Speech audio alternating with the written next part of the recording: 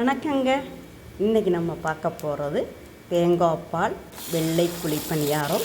நல்லா வெள்ளை வெள்ளேர்னு பஞ்சு மாதிரி பூ மாதிரி குழிப்பணியாரம் குண்டு குண்டாக இருக்கும். வாங்க பார்க்கலாம் எப்படின்னு. இதுக்கு 1 டம்ளர் பச்சரிசி, ரேஷன் அரிசி தான் போட்டிருக்கேன். இது போட்டுட்டு 1 டீஸ்பூன் வெந்தயம் போட்டுக்கோங்க. போட்டு ரெண்டையும் நல்லா கழுகி 3 மணி நேரம் நல்லா ஊறட்டும். இப்போ கழுகி எடுத்தாச்சு. தண்ணி ஊற்றி ஊற வச்சிடலாம். 3 மணி நேரம் கழித்து பார்க்கலாம். 3 மணி நேரம் ஆயிடுச்சு. இப்போ இது மிக்சர் ஜாரில் கொஞ்சம் அரிசி மிக்சர் ஜாரில் போட்டுக்கிறேன். போட்டு நல்லா அரைச்சி எடுத்துக்கலாம். இது போல் அரைச்சி எடுத்து ஒரு பாத்திரத்தில் ஊற்றிக்கலாம்.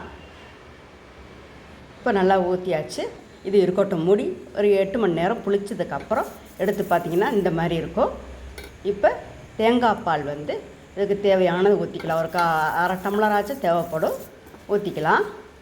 நல்லா தேங்காய் பாலை மிக்ஸ் பண்ணலாம். இது இளம் பாகு கொஞ்சம் வச்சுருக்கேன், அதையும் ஊற்றிக்கலாம். கொஞ்சம் உப்போட கொஞ்சம் இனிப்போட நல்லா வெள்ளை வெள்ளேர்னு ரொம்ப வாசமாக ரொம்ப நல்லாயிருக்கும். ஒரு முறை ட்ரை பண்ணி பாருங்கள். இது போல் நல்லா மாவை தோசை மாவு போல் கொஞ்சம் குழிப்பணியாரம் ஊற்றினா எவ்வளோ அந்த அளவுக்கு நல்லா கரைச்சி எடுத்துக்கோங்க. இப்போ ஒரு குழிப்பணியார சட்டி வச்சுருக்கேன். அதில் எண்ணெயோ நெய்யோ தேவைப்பட்டதை ஊற்றிக்கங்க.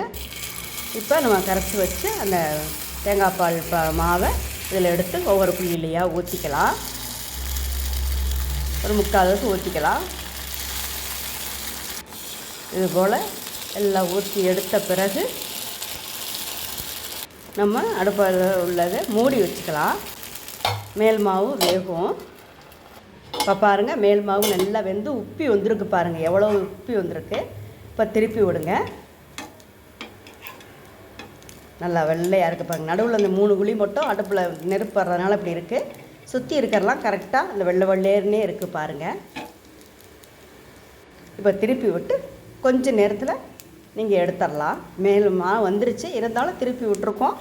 இப்போ பாருங்கள், சூப்பராக தேங்காய் பால் வெள்ளைப்பணியாரம் வெள்ளை குழிப்பணியாரம் சூப்பராக ரெடி பண்ணிட்டோம். பிள்ளைங்கள்லாம் விரும்பி சாப்பிடுவாங்க, பெரியவங்களும் சாப்பிட்லாம். பஞ்சு மாதிரி பூ மாதிரி இருக்கிறனால எல்லாருமே சாப்பிட்லாம். இது போல் எல்லா மாவையுமே ஊற்றி ஊற்றி சுட்டு சுட்டு எடுக்கணும்.